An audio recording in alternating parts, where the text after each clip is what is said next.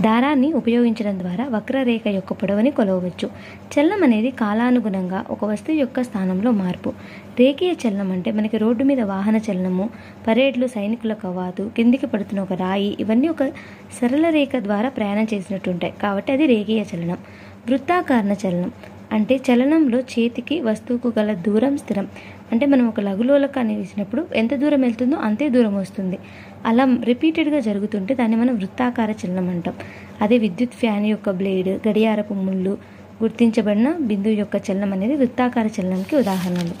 అలాగే ఆవర్తన చలనంకి అంటే ఏంటంటే ఒక వస్తువు యొక్క చలనం నిర్ణీత సమయంలో పునరావృతం అవుతూ ఉంటుంది.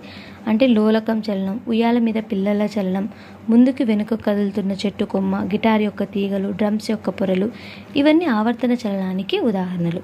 అయితే నేలపై దొర్లే బంతి చలనాన్ని పరిశీలిస్తే బంతి ఒకేసారి